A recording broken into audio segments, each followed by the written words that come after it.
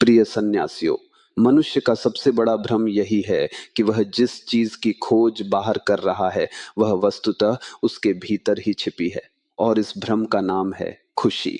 तुम सब खुशी की तलाश में हो, लेकिन तुम्हारी दिशा गलत है। तुम बाहर की ओर देख रहे हो, और मैं तुमसे कहता हूं, खुशी भीतर है। बाहर केवल परिस्थितियां हैं, धन, पद, संबंध, सफलता, असफलता।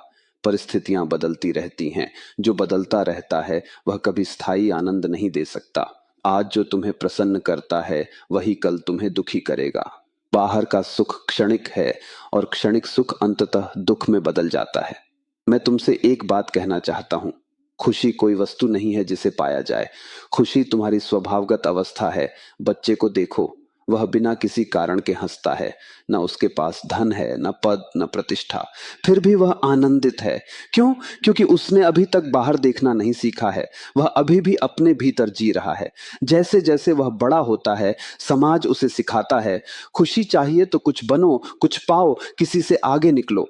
और वहीं से दुख की यात्रा शुरू हो जाती है। समाज तुम्हें सिखाता है तुलना। तुलना दुख का मूल स्रोत है। तुम किसी और को देखते हो, वह तुमसे अधिक सफल है, अधिक सुंदर है, अधिक धनी है। उसी क्षण तुम्हारा आनंद मर जाता है। ध्यान रखना, आनंद की हत्या बाहर की कमी से नहीं होती, तुलना से होती है। खुशी का अर्थ है जो है उसी में पूर्ण होना। लेकिन तुम कहते हो, अगर अंदर ही खुशी है तो हम दुखी क्यों हैं? क्योंकि तुम भीतर रह ही नहीं रहे। तुम्हारा शरीर यहाँ है, लेकिन तुम्हारा मन या तो बीते हुए कल में भटक रहा है या आने वाले कल की चिंता में उलझा है। तुम वर्तमान में अनुपस्थित हो, और खुशी केवल वर्तमान में घटती है। न वह अतीत में मिलती है, न भविष्य में। खुशी का दूसरा नाम है साक्षी भाव। जब तुम अपने मन को देखते हो, बिना उससे जुड़े, बिना उसे बदलने की कोशिश किए, तब अचानक एक शांति उतरती है। वही शांति धीरे धीरे आनंद बन जाती है। आनंद कोई उत्तेजना नहीं है, आनंद एक गहन विश्राम है। तुमने देखा होगा, जब कोई इच्छा पूरी होती है तो कुछ क्षणों के लिए तुम्हें सुख मिलता है। लोग सोचते हैं कि इच्छा पूरी होने से सुख मिला। यह भ्रम है।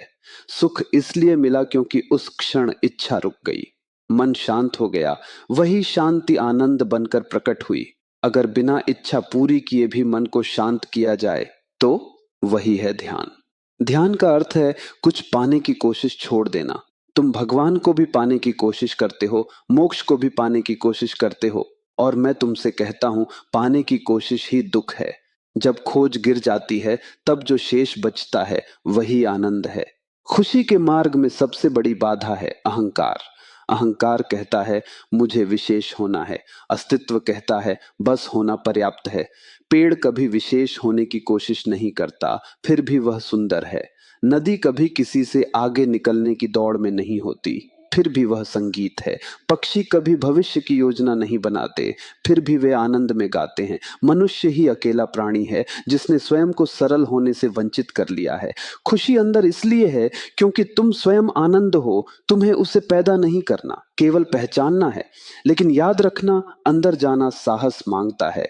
बाहर जाना आसान है क्योंकि भीड़ उधर जा रही है। भीतर जाने का अर्थ है अकेले होना, और मनुष्य अकेलेपन से डरता है।